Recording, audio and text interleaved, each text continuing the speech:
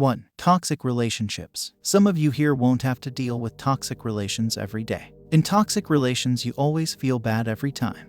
It seems like a cloud of bad things is looming over you and is following you everywhere you go. You can't help it.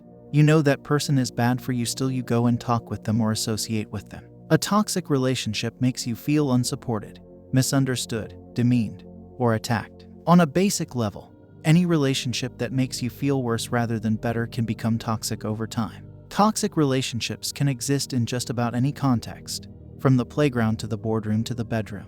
You may even deal with toxic relationships among your family members. A relationship is toxic when your well-being is threatened in some way, emotionally, psychologically, and even physically. You may have a toxic girlfriend, friend, parents, siblings, or at your workplace or your school, college. Toxic people are everywhere, and it is hard to remove toxic people from your life. There are some toxic people with whom you have to deal every day. So try to change your relationship with toxic people. Leave them if possible. They are not the only ones in this world. There are many more good people.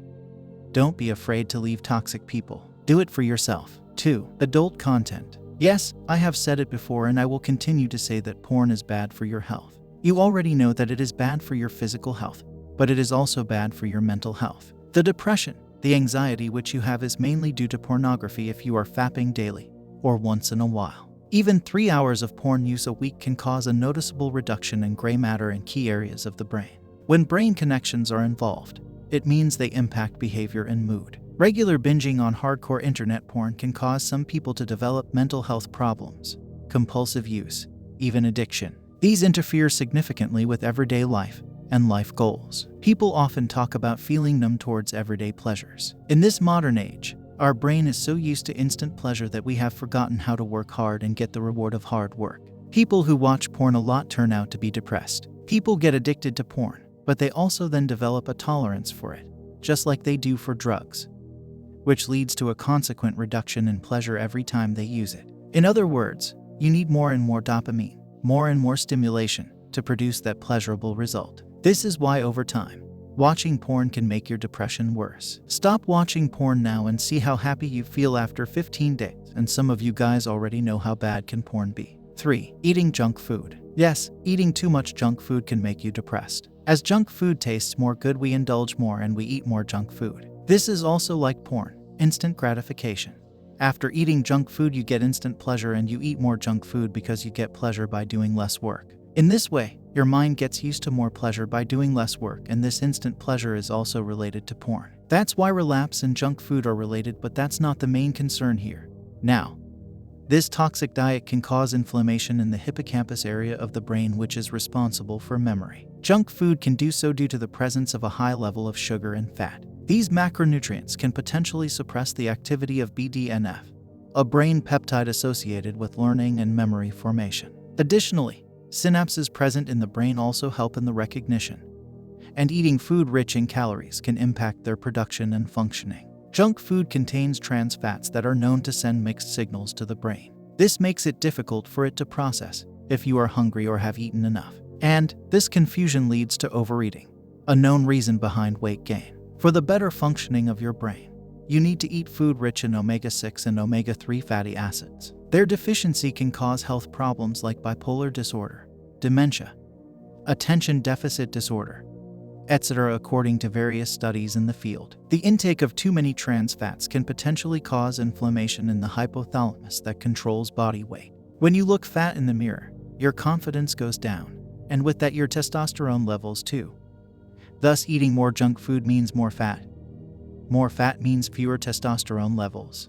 Fewer testosterone levels means low confidence. Eating food rich in sugar and fat can cause changes in the chemical activity of the brain. These changes can lead to the onset of depression. Regular intake of junk food can cause withdrawal symptoms after you refrain from eating them. And the withdrawal symptoms can reduce your ability to deal with stress and anxiety. And our society has normalized eating junk food. But now there is a revolution. Some people realize that junk food is bad and they have shifted to green vegetables. Junk food is good once in a while when you are out with someone or at a party, but if your daily diet contains a little amount of junk food, then try to change your diet. Take advice from some nutritionist, change your diet accordingly, and see how your depression goes down and your life takes a better turn. 4. Comparing yourself to others. Due to the rise of social media, depression in teenagers also rose. Social media was created to help you to stay connected with others, and the rise of social media got even more in this pandemic.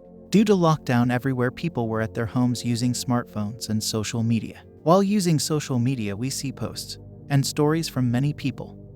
Some of them are our family members and friends, but mainly most of them are strangers. By seeing their story that they are out somewhere traveling or eating a very good dish, we start to compare our life with them. We say that, oh man, his or her life is very good, they are enjoying, and I am just sitting here and doing nothing. We subconsciously start to compare ourselves, and when we don't have life as those people on social media, we get sad. Each individual has different resources and experiences that play a role in how they are affected by different emotions. Just as not all people feel joy in the same way, not everyone feels pain in the same way. There is not a hierarchy of emotion that says that one person's feelings are better or worse, stronger or weaker than someone else's. As we are all built differently, we live our different lives. We can't compare it with others. Some people have what we don't, and we have that which some people don't have. On social media, we don't see the whole picture. We don't see what's going on behind the image that has been posted by your friend.